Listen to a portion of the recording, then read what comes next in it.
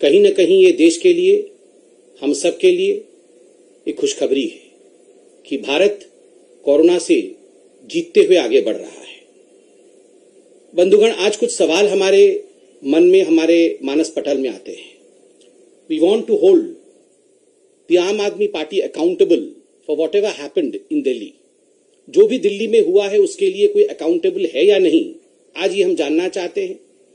और आज एक महत्वपूर्ण खबर छपी है एक बहुत बड़े अखबार में, और ये महत्वपूर्ण खबर है, number of Delhi deaths surge up 250% to 35,000 in April and मई।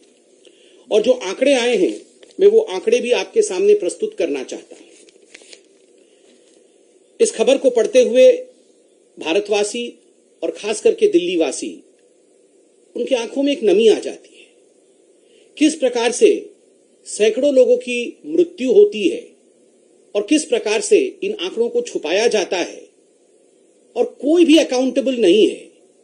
इस प्रकार का एक पिक्चर दिल्ली का जो प्रशासन है, दिल्ली की जो सरकार है, वो हम सबके सामने रखने का प्रयास करती है। बंधुगण, आज के इस खबर का मुख्य बिंदु यह है कि 2 महीने, अप्रैल और मई का महीना, यह 2 महीना सर्वाधिक महत्वपूर्ण महीने रहे थे जहां तक कि कोविड के सेकेंड वेव का संबंध है। और इन 2 महीनों में लगभग 34,750 डेथ सर्टिफिकेट्स इशू किए गए हैं। दिल्ली के 3 म्युनिसिपल कॉरपोरेशन जो है, इन तीनों म्युनिसिपल कॉरपोरेशन के द्वारा 35,000, लगभग 34,750 टू बी प्रिसाइज। और आप सोचिए, इतने बड़ी तादाद में death certificate 3 municipal corporation issue करते हैं अप्रैल और मई के महीने में, किंतु जो ऑफिशियल फिगर है, जो सरकारी आंकड़े दिल्ली की सरकार देती है, वो कितना है? वह है 9,916 सर्टिफिकेट।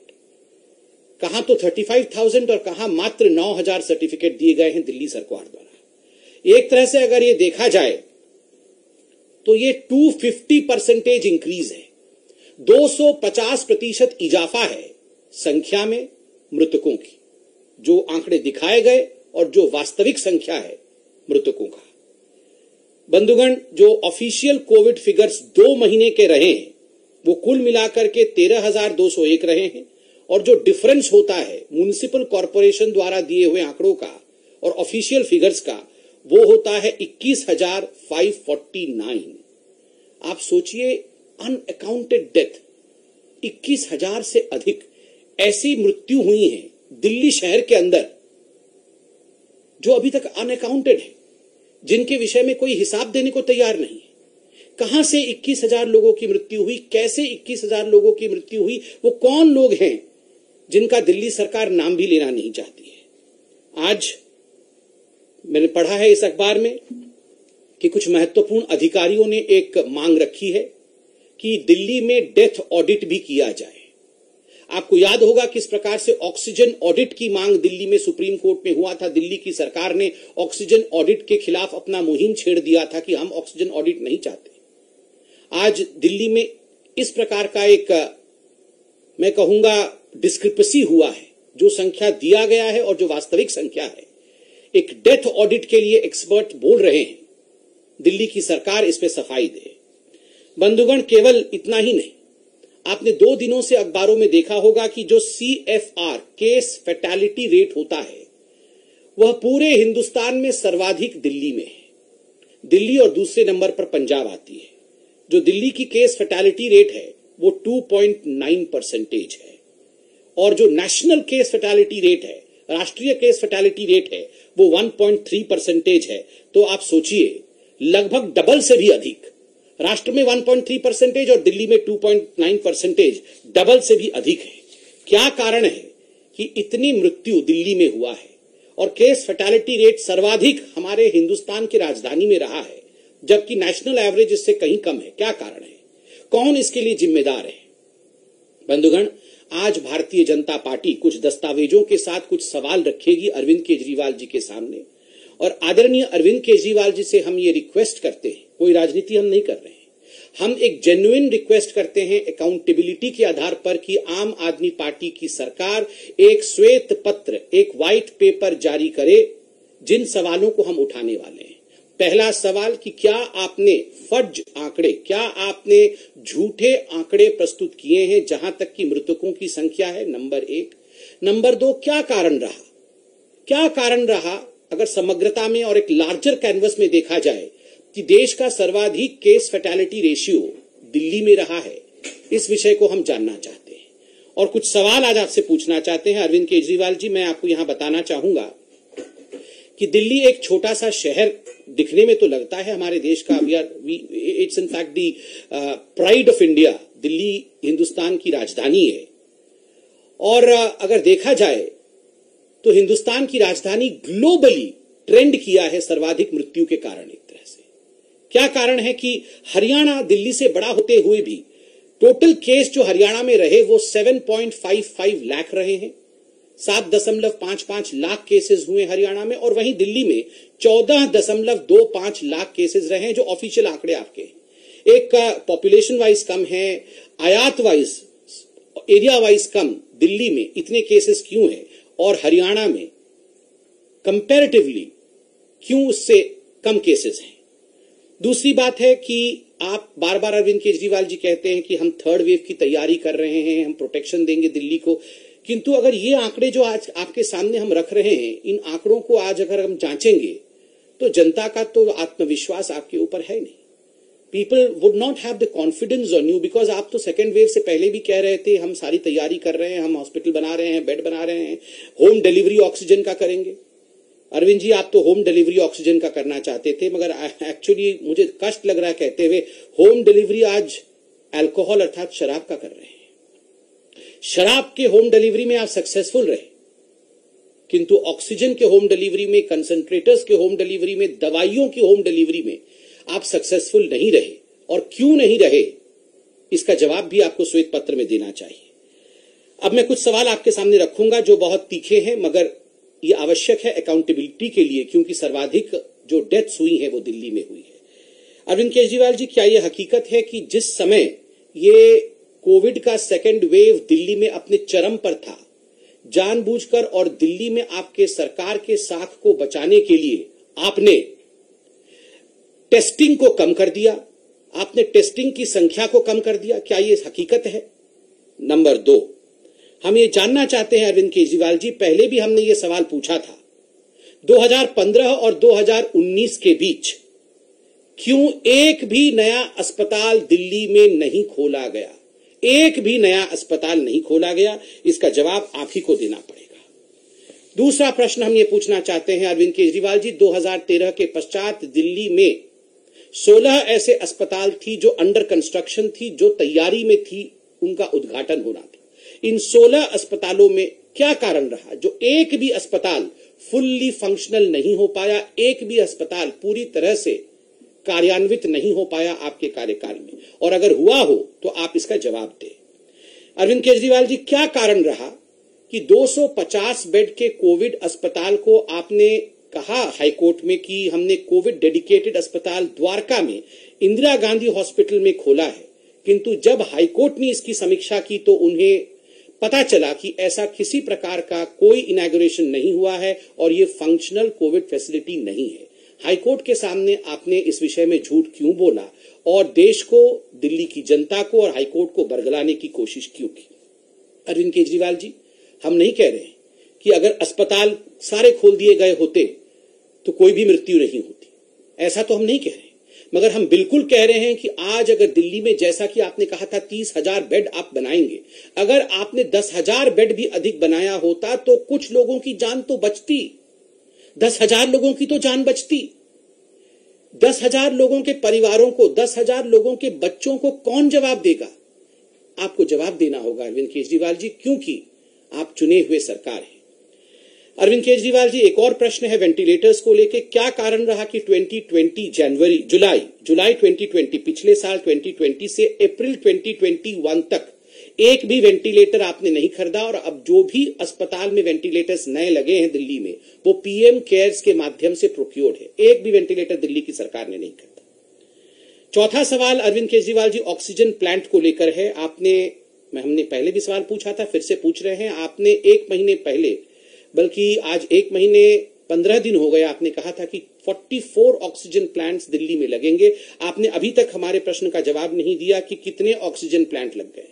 मैं जनता से कहना चाहूंगा, आपको लग रहा होगा कि अभी तो ऑक्सीजन की कोई किल्लत नहीं है, तो ये भारतीय जनता पार्टी ऑक्सीजन पे सवाल क्यों पूछ रही है? आपको पता होगा कि जब सेकेंड वेव आया था, अरविंद केजरीवाल जी उससे पहले कह रहे थे कि हम ऑक्सीजन को लेकर प्रिपेयर्ड हैं, और 2 दिन बाद कह रहे थे हमारे पास ऑक्सीजन नहीं। हम चाहते हैं कि आज हम अरविंद केजरीवाल जी को आईना दिखाते रहे, ताकि ईश्वर न करे अगर कोई भी अनहोनी भविष्य में थर्ड वेव के रूप में आती है, तो अरविंद केजरीवाल जी प्रिपेयर्ड रहें और दिल्ली की जनता को बचाने में सक्षम रहे, वो ना करे जो उन्होंने अभी तक किया है।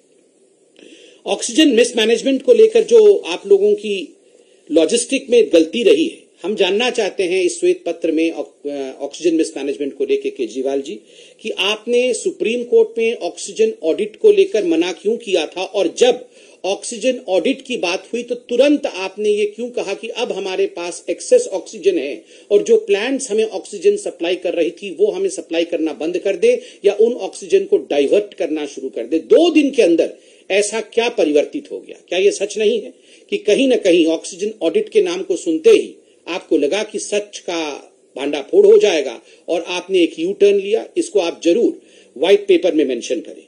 ठीक उसी प्रकार क्रायोजेनिक टैंकर्स को लेकर हम एक सवाल पूछना चाहते हैं। आपने कहा था आज से लगभग 15 दिन पहले कि 18 क्रायोजेनिक टैंकर्स थाईलैंड से लाए जाएंगे। आज दिल्ली की जनता और हिंदुस्तान की जनता जानना चाहती है व्हाइट पेपर के माध्यम से अरविंद केजरीवाल जी की कितने क्रायोजेनिक टैंकर्स ऑक्सीजन सप्लाई के लिए, क्योंकि आप कह रहे हैं कि आप प्रिपेयर कर रहे हैं थर्ड वेव के लिए, कितने क्रायोजेनिक टैंकर्स आए हैं, ये हम जानना चाहेंगे।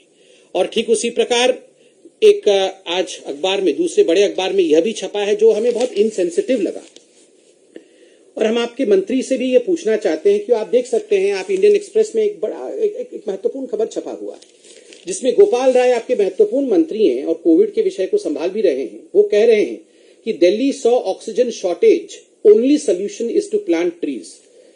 उन्होंने कहा कि Delhi saw an oxygen shortage during the COVID pandemic and the government made efforts to bridge the gap and were successful. COVID cases are decreasing on a daily basis, but to reach a permanent solution for this oxygen problem, we are going to plant 33 lakh trees. देखिए, आप पेड़ लगाना बहुत अच्छी बात है, पेड़ बिल्कुल लगाएं, हम भी आपके साथ खड़े हैं। ये तो हमारा एनवायरनमेंट को बचाने का उद्देश्य भी है, उस पर कोई क्रिटिसिज्म नहीं है। मगर ये जो इनसेंसिटिव रिमार्क और एक मैं कहूंगा अज्ञान वसत रिमार्क आपके मंत्री ने केजरीवाल जी ने किया है। आपके मंत्री कहते हैं कि ऑक्सीजन की कमी से लड़ने का एकमात्र उपाय है कि हम पेड़ लगाएं और थर्ड वेव से जूझने के लिए हम परमानेंट सोल्यूशन ढूंढ रहे हैं और 33 लाख पेड़ लगा देंगे। मुझे लगता है अरविंद केजरीवाल जी, इस प्रकार से तो आप नहीं लड़ पाएंगे। इन चीजों को बहुत साइंटिफिकली डील करने की आवश्यकता है। और वैक्सीन को लेकर भी आपने कई झूठ फैलाए हैं। हम आज एक जो प्रश्न आपसे पूछ रहे हैं व्हाइट पेपर में उत्तर चाहेंगे। क्या कारण है कि वैक्सीन को लेकर जो ग्लोबल टेंडरिंग थी, उत्तर प्रदेश की सरकार ने 7 मई को ग्लोबल टेंडर किया और दिल्ली की सरकार ने 28 मई को ग्लोबल टेंडर किया। उत्तर प्रदेश 7 मई और दिल्ली 28 मई। ये जो डिफरेंस है आपके बीच समय का, ये आखिरकार क्यों रहा? और एक और सवाल हमने पूछा था, उसका जवाब आपने दिया नहीं कि क्या कारण रहा कि जो प्राइवेट अस्पताल दिल्ली में हैं उन्होंने अधिक वैक्सीन प्रोक्योर किया और जो दिल्ली की सरकार है, जो बड़ी है, जो प्राइवेट हॉस्पिटल से काफी बड़ी है, उन्होंने प्राइवेट हॉस्पिटल से कम प्रोक्योर किया है। लगभग केवल जो सेंटर देती है उसका 12 या 13% प्रोक्योर किया है। इसका जवाब भी आप व्हाइट पेपर में जरूर देंगे, ऐसा हमारा मानना है। व्हाइट पेपर में एक बहुत महत्वपूर्ण विषय है जिसके विषय में आपको जरूर लिखना चाहिए और वो है मोहल्ला क्लिनिक। अरविंद जी, मुझे बड़े दुख के साथ कहना पड़ रहा है, मोहल्ला क्लिनिक के विषय को आपने 2015 से ही उठाया और दरअसल ये मोहल्ला क्लिनिक नहीं, ये हो हल्ला क्लिनिक थे। आपने हर जगह की, WHO ने भी हमारी तारीफ की है, अमेरिका भी हमारी तारीफ कर रहा है, पूरा विश्व मोहल्ला क्लिनिक कर रहा है, मगर आपके राहुल मेहरा जी ने ही कोर्ट में कहा ये तो दरअसल 20 फीट के 2 कंटेनर होते हैं, छोटे छोटे कंटेनर होते हैं, इनमें तो हम कुछ नहीं कर सकते क्योंकि ये तो सुपर स्प्रेडर के रूप में काम करेगा। आपने करोड़ों रुपए की बजट इसके लिए सैंक्शन किए, कोई काम नहीं हुआ, कोई मोहल्ला क्लिनिक फंक्शनल नहीं है। वहां आज हम देख रहे हैं कि किस प्रकार गाय इत्यादि घूम रही है तो वो एकदम डिलैपिडेटेड अवस्था में पड़ी हुई है। क्या फायदा हुआ इतने बड़े बजट का, इतने बड़े आपके प्रोपेगेंडा का, अगर वो कोई काम का नहीं है? ये जो हो-हल्ला क्लिनिक के विषय में आपने इतना हो हल्ला किया था, उसके विषय में भी आप जरा व्हाइट पेपर में मेंशन करिए। और एक और महत्वपूर्ण हिसाब किताब आपसे हम चाहते हैं। दिल्ली सीएम रिलीफ फंड में मार्च 2020 से जनवरी 2021 तक, मार्च 2020 से जनवरी 2021 तक 34 करोड़ रुपए कंट्रीब्यूशन के रूप में आए। आपने इन 34 करोड़ रुपयों को कैसे खर्च किया, कोविड के लिए कहां कहां खर्च किया, ये आप जरा बताएं। पूरा पैसा कोविड में खर्च किया, एक भी पैसा कोविड में खर्च किया, या पूरा पैसा एडवर्टाइजमेंट पे खर्च किया, इस विषय में आप जरा बताएं, क्योंकि ये तो क्रिमिनल लायबिलिटी वाला विषय है। लोगों ने कंट्रीब्यूट किया है, आपने खर्च किया है कि नहीं किया है, ये हम जानना चाहते हैं। और अंत में दो छोटे छोटे विषय हैं, मगर बहुत बड़ा उनका रिपरकशन है। एक, हमारे जो फार्मर प्रोटेस्ट के बारे में आप लोगों ने उनको वाईफाई देना, पानी देना, इलीगल ऑक्यूपेशन कराना। आज पंजाब के सीएम भी दिल्ली आ रहे हैं, ये हम न्यूज में देख रहे हैं। ये आप दोनों, जो पंजाब और दिल्ली वालों ने, मतलब जो पॉलिटिकल पार्टीज है, आम आदमी पार्टी और पंजाब की कांग्रेस पार्टी, इन दोनों पार्टी ने आपस की राजनीति के कारण से जिस प्रकार से किसान आंदोलन, तथा कथित किसान आंदोलन को समर्थन करके उसको एक स्प्रेडिंग वेन्यू बनाने की कोशिश की है। आज वो पंजाब में भी चल रहा है, दिल्ली के बॉर्डर में भी चल रहा है। श्वेत पत्र में इसके विषय में भी अरविंद केजरीवाल जी जवाब दे। और लास्ट में बहुत महत्वपूर्ण विषय कि जो हमारे माइग्रेंट लेबरर्स थे, आज मैं ये कुछ महत्वपूर्ण डॉक्यूमेंट हैं, इंडिया टुडे इत्यादि ने इसे छापा भी है। We will sell kidneys to get food for the kids. Delhi में कई गरीब लोगों ने कहा है, अगर हमें अपने बच्चों को खाना और राशन देना है तो ऐसा लगता है कि हमें अपने बच्चों की किडनी, हम अपनी किडनी बेच देंगे। आप बताइए, ये किस मुकाम पे आज दिल्ली खड़ी है। आज दिल्ली में जो हमारे माइग्रेंट लेबर्स हैं, उनको आप राशन नहीं दे पा रहे हैं। मोदी जी 80 करोड़ लोगों को राशन मुफ्त दे रहे हैं, वो भी विगत वर्ष से दे रहे हैं। आप न राशन दे पा रहे हैं, ना उनके लिए नौकरी मुहैया करा पा रहे हैं, और वो अपनी किडनी तक बेचने की बात कर रहे हैं। अरविंद केजरीवाल जी, बहुत सारे सवाल, पॉइंटेड सवाल हमने आपसे पूछे हैं, और हम चाहते हैं कि एक व्हाइट पेपर जारी करके आप इन सवालों का जवाब उस श्वेत पत्र में अवश्य देंगे। बहुत बहुत धन्यवाद। मैं चाहता हूं कि कोई सवाल अगर हमारे पत्रकार बंधु जो वर्चुअल में जुड़े हुए हैं, हमसे अवश्य पूछें। Thank you.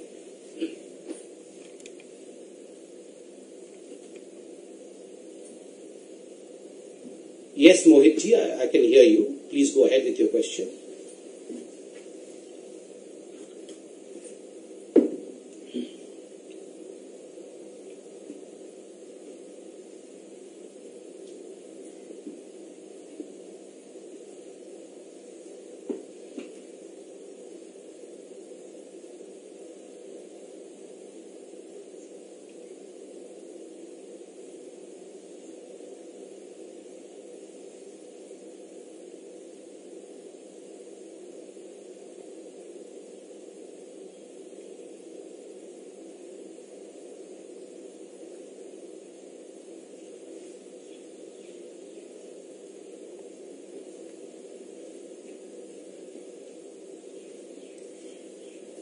See, Mohit ji, as you say, that this is probably the internal report of the Congress party, and we should not be commenting, or rather we should refrain from commenting on the internal report from another political party, but nonetheless, these are important political issues. And I would just say that as far as the internal report saying that probably the appeasement policies of the Congress party cost them dearly in these 5 state elections, I would just like to remind you that remember after 2014 debacle, there was a Virappa Moily report also which said the same thing, that it is probably because of the appeasement policies of the Congress party that the Congress party has been losing out in these elections. And after all these years, after 5 years, if the game is still the same, I firmly believe that there is no one who is the real leader in the Congress, no one is even reading the internal reports. And we should also be reminded of the fact that as far as Rahul Gandhi is concerned, though they have these fact-finding teams, in fact calling out their own mistakes, but Rahul Gandhi, as the boss of the family, inside closed-door meetings say, हाँ हम तो मुसलमानों की party है. And in fact they wear this appeasement on their collars, on their sleeves.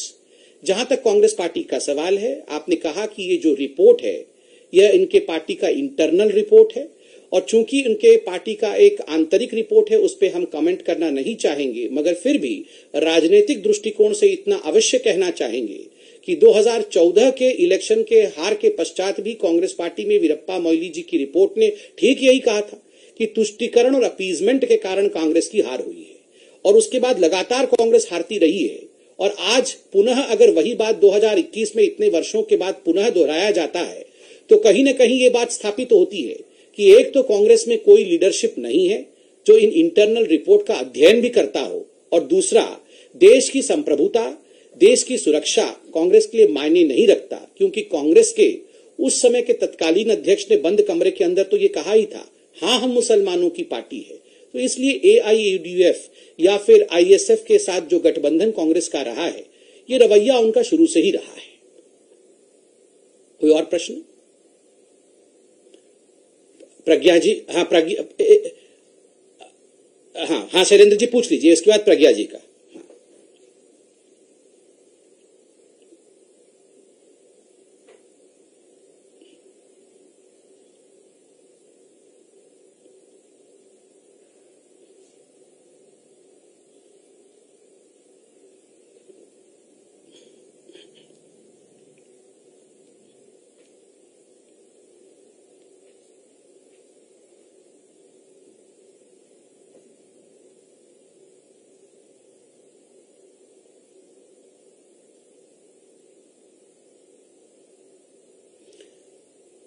Shailendra ji धन्यवाद। आपने vaccine की जो बर्बादी राजस्थान और छत्तीसगढ़ में हुआ है उसको लेकर सवाल पूछा है। देखिए, बड़े दुख के साथ मुझे कहना पड़ रहा है, ये जो 100 वर्षों के बाद इस प्रकार का एक पेंडेमिक, इस प्रकार की एक महामारी पूरे हिंदुस्तान और पूरे विश्व को अपने चपेट में लेती है, ये हम सब के लिए, मानवता के लिए एक मौका था कि हम एकजुट होकर इस महामारी के खिलाफ लड़ते। कोई भी राजनीतिक बाउंड्रीज, कोई भी राजनीतिक परिसमन इस प्रकार की महामारी में नहीं होना चाहिए था, क्योंकि मनुष्य एक भयंकर बीमारी के साथ लड़ रहा था। वही हर पॉलिटिकल पार्टी का कर्तव्य था, हर पॉलिटिकल पार्टी का धर्म था। मगर मुझे दुख के साथ कहना पड़ रहा है कि कुछ पॉलिटिकल पार्टीज जो हिंदुस्तान में हैं, उन्होंने इस मौके को गवाया और राजनीतिक मौके का फायदा उठाने का कोशिश किया। उन्हें लगा कि हम इसे एक चुनावी परिप्रेक्ष्य में देखेंगे और कहीं ना कहीं हम अपनी सरकार कैसे बना सके भविष्य में, इस पर चिंता करेंगे। और उसी का नतीजा रहा कि जहां राजस्थान ने वैक्सीन को वेस्ट किया, वहीं छत्तीसगढ़ ने भी वैक्सीन की बर्बादी की है। राजस्थान में जिस प्रकार के खबर सामने आ रहे हैं वो तो हमारे दिल को झकझोर देने वाले हैं। जिस प्रकार से एक बहुत महत्वपूर्ण पत्रिका ने रिपोर्ट करके दिखाया है कि केवल 8 जिलों में, पूरे राज्य का नहीं, केवल 8 जिलों में कुछ वैक्सीनेशन केंद्र में उन्होंने जब अध्ययन किया तो उन्होंने पाया कि लगभग 2500 डोज जो हैं वो बर्बाद हो चुकी है, 2500 जैब्स जो हैं वो बर्बाद हो चुकी है। आज हम राहुल गांधी से पूछना चाहते हैं, राहुल जी, ये तो केवल एक छोटा सा स्टडी था, केवल 8 जिलों का था। अगर पूरे राजस्थान का ये स्टडी किया जाए, अगर राजस्थान के वैक्सीन वेस्टेज का ऑडिट किया जाए, तो मैं राहुल गांधी आपसे पूछना चाहता हूं कि हमारे बच्चों के वैक्सीन को कूड़ेदान में, हमारे बच्चों के वैक्सीन को आपने गाड़ दिया जमीन के अंदर, बच्चों के वैक्सीन में आग लगा करके उसको ध्वंस कर दिया। ये हमारे बच्चों के भविष्य के साथ, ये हमारे बच्चों के माता पिता के साथ, हमारे देश के भविष्य के साथ राहुल गांधी जी आपके राज्यों ने खिलवाड़ क्यों किया? मैं कोई आक्षेप नहीं लगा रहा हूं, मगर मैं ये पूछना चाहता हूं, मैं चाहता हूं कि एक ऑडिट हो ताकि ये बताया जा सके, ये पता लग सके कि ये वैक्सीन के जो बर्बादी हुई है इसका कारण क्या था। इसका कोई पॉलिटिकल कारण तो नहीं था ना? कहीं मोदी जी के केंद्र की सरकार को नीचा दिखाने के लिए और एक पॉलिटिकल गेम स्कोरिंग के लिए जानबूझ के कांग्रेस शासित राज्यों ने वैक्सीन को बर्बाद तो नहीं किया ना? ये एलिगेशन नहीं है, ये हम जानना चाहते हैं। इसलिए इसका ऑडिट तुरंत राजस्थान की सरकार कराए और इसमें जर्नलिस्ट्स के ऊपर सेडिशन के केस या उनको धमकाने का काम ना करके, उनके खिलाफ FIR ना करके, हकीकत को ऑडिट के माध्यम से सामने रखें। धन्यवाद। प्रज्ञा जी, आपका सवाल। Samdeji, you are talking about vaccine wastage in Congress role states, but we have got a tweet from Priyanka Gandhi today, who is saying that we have vaccine production of 8.5 crores, and government is saying that it will give 12 crore vaccines in coming months. So where will this vaccine come from, and where is the budget 35,000 crore that government said will come from? So she has ended her tweet saying Andher vaccine niti Chaupat Raja. This has come also at a time when Supreme Court has pulled up government saying that vaccine policy for 18 to 44 years of age is arbitrary, irrational. Also demanded a COVID vaccine price list, also the international price list. How do you defend this? See, first and foremost, I would say that as far as the vaccine policy of India is concerned, the vaccine policy of India is in consonance with the vaccine policy of WHO. It is in consonance with the scientific policy which was ruled out by WHO. Secondly, it is one of the biggest vaccine policies as far as the global vaccine movement is concerned. Only second to US, in fact, India in today's day is vaccinating its citizens. It is a great feat that India has achieved. Thirdly, and most importantly, we would humbly suggest that no politics on vaccine. Well, yes, if you want to ask question, every relevant question has been answered time and again by the government of India. And the government of India has, as we read in newspapers, as we see in the media, has submitted its affidavit in the court categorically saying that, well, yes, by the end of December, we are going to vaccinate every Indian citizenship. We have complete faith. We should have complete faith in the government of India. We will do this. We are going to achieve this. And secondly, as far as Priyanka Gandhi's question as to how the government is going to achieve this is concerned, I would request her to please read out the details. Every newspaper, in fact, is coming out with the details as to who is manufacturing what. That Serum Institute of India has increased and augmented its manufacturing to, in fact, literally 10 crores the coming month. Similarly, India is going to get vaccines from the foreign destinations as well. Talks are on with Pfizer. All these are details which are in public domain. And rather than just playing politics, Priyanka Vadra should educate herself, should enlighten herself with the facts. Thank you. Any other question? Koi aur sawal? So there's one more. I'll take one more question. Yes, please, ma'am.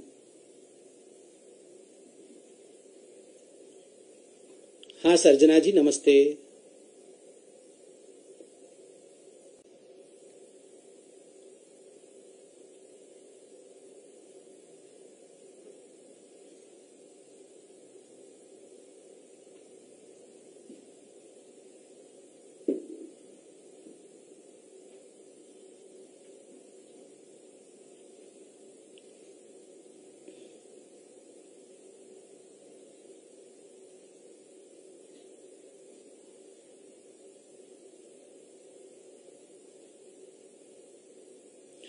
देखिए, पहली बात जहां तक ये आक्षेप है कि क्या दिल्ली बीजेपी जो केजरीवाल जी की नाकामियां हैं और खास करके मोहल्ला क्लिनिक की नाकामी है उसको उजागर नहीं कर पा रही है, बिल्कुल कर रही है. और जो भी फैक्ट्स आज हम आपके सामने इस प्रेस कॉन्फ्रेंस के माध्यम से रख रहे हैं वो दिल्ली बीजेपी के अध्यक्ष माननीय आदेश गुप्ता जी से ही हमें मिला है.